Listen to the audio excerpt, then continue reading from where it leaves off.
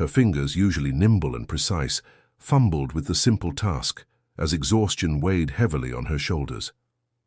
8-month-old Liam had been up most of the night with a fever, and the dark circles under her eyes told the story that makeup couldn't quite conceal. Today was important. Her presentation to the executive team could mean a promotion, something she desperately needed as a single mother with mounting bills. "You be good for Mrs. Wilson today, okay?" Melissa whispered, pressing a gentle kiss to Liam's forehead before handing him to her elderly neighbor. The baby cooed in response, his bright blue eyes, so much like his father's, twinkling with innocent joy. Those eyes were a constant reminder of what she had lost, or rather what she had never truly had. "Don't you worry about a thing, dear," Mrs. Wilson said, her weathered hands expertly cradling the infant. "You go knock 'em dead at that fancy office of yours." The subway was crowded as usual, bodies pressed against each other in uncomfortable proximity. Melissa clutched her portfolio tight against her chest, mentally rehearsing the key points of her marketing strategy. Hartwell Industries was one of the largest financial services firms in New York, and landing the junior executive position would mean better healthcare, flexible hours, and a salary that could provide Liam with the future he deserved. When she arrived at the gleaming skyscraper, Melissa squared her shoulders and stepped into the elevator, pressing the button for the 42nd floor. The reflection in the polished doors showed a woman trying hard to project confidence. Designer suit from a consignment shop, hair pulled back in a neat bun, expression carefully neutral. Nobody needed to know that beneath this facade was a woman who had spent the night pacing with a feverish baby, or that her pantry was nearly empty, or that she was one missed paycheck away from disaster. "Well, look who made it in today," came a voice as Melissa entered the office. Jessica Winters, with her perfect blonde hair and family connections that had fast-tracked her career, leaned against the reception desk. "Rough night with the mystery baby?" Her voice carried just enough to ensure others heard, causing several heads to turn. "Good morning, Jessica," Melissa replied evenly, ignoring the bait. The office rumor mill had been working overtime since her maternity leave. Who was the father? Why wasn't he in the picture? Was she really executive material with a baby at home? The whispers followed her down every corridor. "Conference room A in 10 minutes, Jessica added with a saccharine smile. "Try not to be late this time. I've already set up the projector for you.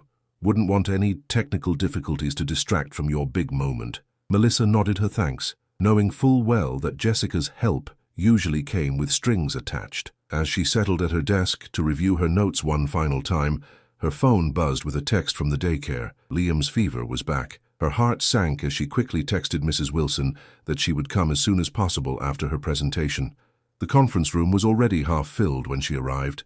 Jessica sat near the head of the table, chatting animatedly with Ryan Foster, the marketing director. Other department heads filtered in, taking their seats with the casual confidence of people who didn't have to prove their worth daily. "Melissa, just in time?" Ryan called out, checking his watch pointedly. "We were about to start without you. Sorry for cutting it close," she said, connecting her laptop to the projector. As the screen flickered to life, her heart stopped. Instead of her meticulously prepared presentation, the screen displayed a photo of her holding Liam in the hospital, exhausted but beaming with new mother joy. Gasps and poorly concealed snickers rippled through the room. Jessica's expression of mock concern didn't quite mask her satisfaction. "Oh my, wrong file," Jessica asked innocently. "How awkward." Melissa's cheeks burned as she quickly disconnected her laptop, hands trembling. She had never shown personal photos at work, keeping her professional and private lives strictly separate. Someone had deliberately accessed her files. "Technical difficulties," Ryan sighed, looking annoyed. "Can someone else go first while Melissa sorts this out?" Before anyone could volunteer, the conference room door opened. The conversation immediately died as James Hartwell himself walked in, the CEO who rarely attended departmental meetings, whose presence on the 42nd floor was usually announced well in advance. At 42, James had the commanding presence that came with being born into wealth and power, yet had earned respect through shrewd business decisions that had doubled the company's value since he'd taken over from his father. "Please don't stop on my account," he said, his deep voice filling the room. "I thought I'd sit in today." His eyes scanned the faces around the table, lingering momentarily on Melissa, before taking a seat at the head of the table. The air in the room seemed to thicken as everyone straightened in their chairs. James Hartwell was known for his exacting standards and little patience for incompetence. Melissa felt her chance at promotion slipping away as she fumbled with her backup flash drive. "I believe Miss Jenkins was about to present," James said, his tone making it clear this was not a suggestion.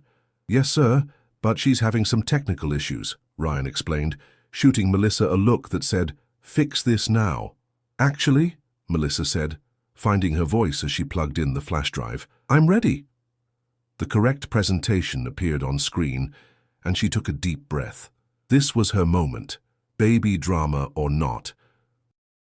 For the next 15 minutes, Melissa outlined her strategy for targeting millennial clients, her voice growing stronger with each slide. The room, initially tense with second-hand embarrassment, gradually shifted as the executives leaned forward, engaged by her data-driven approach and innovative solutions.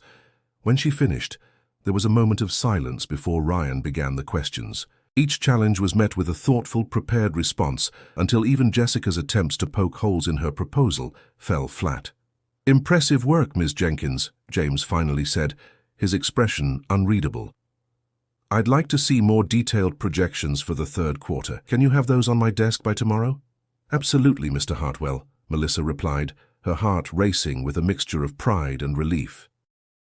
As the meeting adjourned, Melissa quickly packed up her materials, anxious to check on Liam. Her phone showed 3 missed calls from Mrs. Wilson. "Melissa," James called as others filed out, "a word, please." She watched the door close behind the last executive, leaving her alone with the CEO. James Hartwell stood by the window, his back to her, silhouetted against the Manhattan skyline. "Your presentation was excellent," he said without turning, "but I'm more interested in that first image that appeared on screen." Melissa's stomach dropped. "Sir, I apologize for the unprofessional—" "The baby," he interrupted, finally turning to face her. His expression had changed completely. Gone was the impassive business leader, replaced by something raw and uncertain. "Your son, how old is he?" 8 months, she answered cautiously, unsure where this was going. James moved closer, studying her face with an intensity that made her want to step back. 8 months, he repeated softly. "Born in October, then." "January," she corrected automatically. Something flashed in his eyes. Recognition, calculation, shock. "January," he echoed, 9 months after the Denver conference. The blood drained from Melissa's face as the implication of his words hit her. The Denver conference. The night she'd thrown caution to the wind with a charming stranger at the hotel bar, not realizing until the next morning that he was James Hartwell, attending under a different name badge to evaluate staff without the pressure of his title. The night that had given her Liam. "Those eyes," James whispered, more to himself than to her. "I should have recognized them immediately." Melissa felt the ground shift beneath her feet as reality rearranged itself. The conference room suddenly seemed too small, too airless. James Hartwell, billionaire CEO, notorious workaholic, and the subject of countless business magazine profiles, was connecting dots she had deliberately kept separate. "I don't understand what you're implying," she said carefully, though her racing heart betrayed her. The Denver conference had been a mistake, a momentary lapse in judgment during a particularly vulnerable time in her life. She had just been promoted, excited and nervous about her new role, when she'd met the charming, attentive man who introduced himself simply as James. No last name, no title, just warm blue eyes and conversation that made her feel seen for the first time in years. "I think you do understand, Melissa," James replied, his voice gentle but firm. "Denver, the majestic hotel bar. You were celebrating your promotion to the marketing team." Memories flooded back. The way he'd remembered every detail she shared about her life, how he'd made her laugh until her sides hurt. The connection that felt simultaneously impossible and inevitable. They had agreed it was one night only. No strings, no expectations, no exchange of personal information beyond first names. By the time she'd discovered his true identity the next morning, he had already checked out. "That was a long time ago," Melissa managed, gripping the edge of the conference table for support.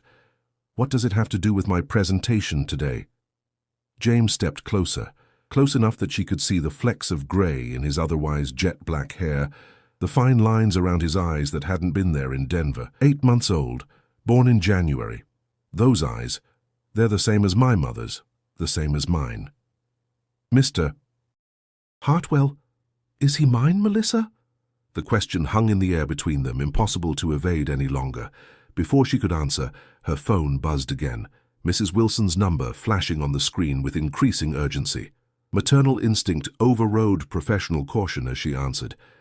Melissa, I'm so sorry to interrupt your work, but Liam's fever has spiked to 103. Mrs. Wilson's worried voice came through. I think he needs to see a doctor right away. I'm leaving now, Melissa said, already gathering her things, all thoughts of career advancement and office politics vanishing in the face of her son's needs. Tell him Mommy's coming.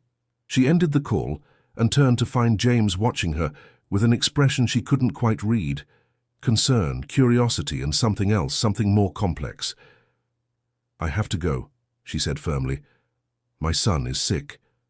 Our son, James corrected quietly, the words landing like stones in still water. Let me drive you. That's not necessary. It wasn't a request, Melissa. His tone shifted to the authoritative one she recognized from company-wide meetings. My car is in the basement garage. We can be there in half the time it would take you by subway. She wanted to refuse, to maintain the careful boundaries she'd constructed between her personal life and work life, between Liam and his biological father. But Liam's fever trumped her pride. She nodded once, sharply. The ride down in the elevator was silent, charged with unasked questions and unspoken accusations. Employees stared openly as the CEO and a junior marketing executive stepped into the elevator together, her clearly distressed, him uncharacteristically attentive. James's car, a sleek black Audi with tinted windows, waited in a reserved space near the exit. The driver opened the door without comment, his trained discretion perfect for the surreal situation unfolding. As they settled into the leather seats, Melissa gave Mrs. Wilson's address in Queens, painfully aware of the contrast between her modest neighborhood and the luxury surrounding her. How long have you known? James finally asked as they pulled into traffic. Known what? Melissa stalled, watching the city blur past the window. That I'm his father. She turned to face him directly. I've always known it was possible, but we were careful and it was just one night, and when I found out who you really were, you decided I didn't deserve to know. There was an edge to his voice now.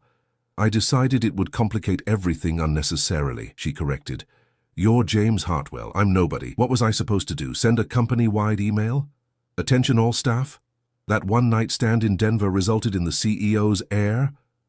A muscle twitched in his jaw. You could have come to me privately. To say what exactly? Congratulations, it's a boy? You made it very clear in Denver that you weren't looking for attachments. You didn't even give me your real name. That was for evaluating employees without the pressure of your title. Yes, I figured that out later. Melissa shook her head.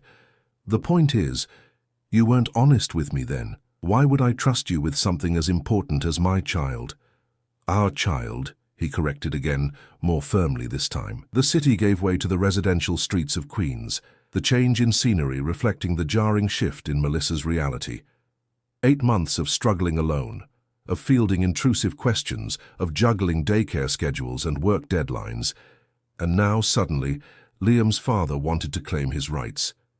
When they pulled up to Mrs. Wilson's modest apartment building, Melissa was out of the car before the driver could open her door. James followed close behind, his tall figure drawing curious glances from neighbors unaccustomed to seeing luxury vehicles on their street. Mrs. Wilson opened the door, relief washing over her face. Oh, thank goodness you're here. He's been crying non-stop. Her eyes widened as she took in James standing behind Melissa. Oh, I didn't realize you were bringing company. It's complicated, Melissa murmured, moving past her to where Liam lay in a portable crib, his face flushed with fever, tiny fists clenched in distress. Hey, baby boy, she whispered, lifting him gently. Mommy's here now. At her touch, Liam's crying subsided to whimpers, his hot little body curling instinctively against hers. She was so focused on comforting Liam that she almost forgot James's presence until she felt him step beside her. The look on his face stopped her cold. Awe, wonder, and unmistakable recognition as he stared at the child in her arms. He has your nose, James said softly, reaching out a hesitant hand before pulling back. And my mother's chin. Mrs. Wilson looked between them with dawning understanding. I'll just put on some tea, she said tactfully, retreating to the kitchen. We need to get him to a doctor, Melissa said. returning to practical concerns. His pediatrician is 10 blocks from here. I have a better idea. James was already on his phone. Dr. Michaels, James Hartwell, I need you to make a house call immediately. He rattled off Mrs. Wilson's address. Yes, for a child.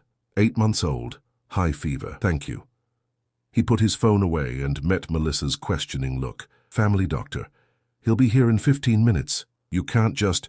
Yes, I can, he interrupted. And I will, for my son. The words hung between them, irrefutable now that he had seen Liam with his own eyes. The resemblance was subtle but undeniable. Dr. Michaels arrived as promised, his professional demeanor betraying no surprise at finding the CEO of Hartwell Industries in a modest Queen's apartment. He examined Liam thoroughly, diagnosed an ear infection, and prescribed antibiotics that James's driver was dispatched to fill immediately. Throughout it all, Melissa watched James, the way he listened intently to the doctor's every word, how his eyes never left Liam's face for long, the careful way he hovered without interfering.